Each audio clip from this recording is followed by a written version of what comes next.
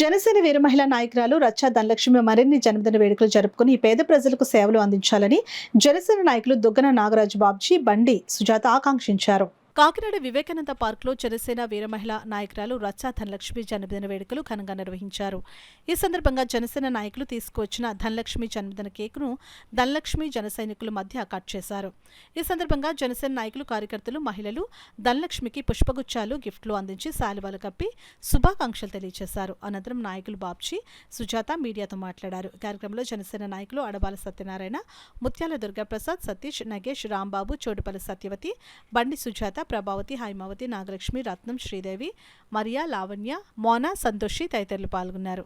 వైఎస్ఆర్ పార్టీలో నేను 14 సంవత్సరాలు పనిచేసి జనసేన పార్టీలో జాయిన్ అయిన వెంటనే కూడా నాకు వీళ్ళందరూ అక్క చెల్లెములందరూ కూడా మా అన్నయ్య ఉన్నాడని, మా తమ్ముడు ఉన్నాడని చెప్పేసి నన్ను ఎంతో గొప్పగా ఆదరించిన గొప్ప వ్యక్తులు ఎవరంటే వీర మహిళలు.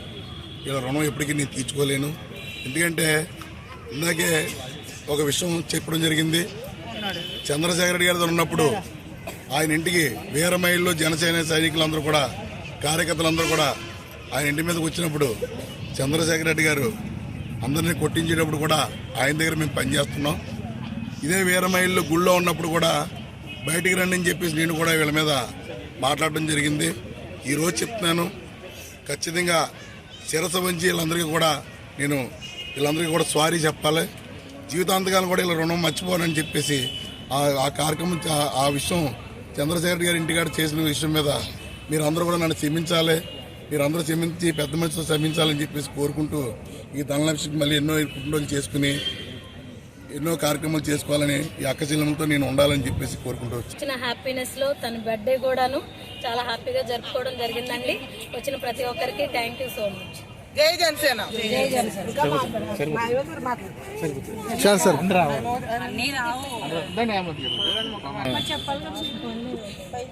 మేడం, మీరు నెక్స్ట్ ప్రియారిటీ మీకు ఇస్తాను ఫస్ట్ గంటనే. ఈరోజు ప్రిపేర్ అవ్వండి కొద్దిగా. ఉండండి, వీళ్ళు అలాగే వీళ్ళు ఎలా మాట్లాడుతున్నా అన్నీ గ్రహించండి. మీరు మాట్లాడగలరు కానీ ఉండండి ఒకసారి.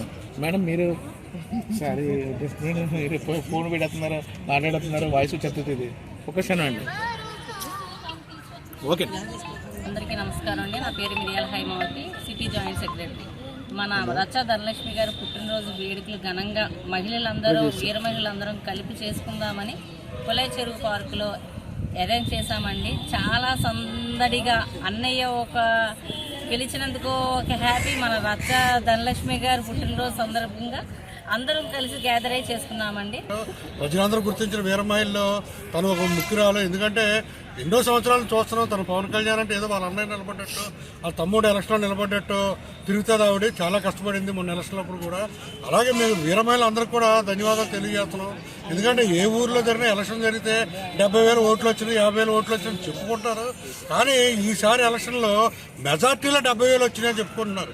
ఆ ఒక్క ఇది ఎవరిదే అంటే ఆ విజయం ఓన్లీ వీర మహిళది, మన అమ్మాయిలది. ఎవరంటే చదువుకున్న అమ్మాయిలది, యువత యువకులది. వీళ్ళు గ్లాసులు పట్టుకుని వాడవాడలా తిరిగి మా పవన్ కళ్యాణ్ ఓటేయమంటే జనం ఆశ్చర్యపోయారు. మేము వెళ్ళిన చోట కూడా ఆశ్చర్యపోయారు. ఏంటి లేడీస్ ఏంటి, ఈ పిల్లలేంటి, చదువుకునే పిల్లలేంటి, ఎందుకు వచ్చేస్తున్నారు వీళ్ళు అంటే పవన్ కళ్యాణ్ అంటే అంత క్రేజ్ ఎందుకుందన్న ఆలోచన కాకినాడలో కాదు రాష్ట్రం మొత్తం క్రియేట్ చేసిన గొప్ప వ్యవస్థ వీరమహిళ వ్యవస్థ.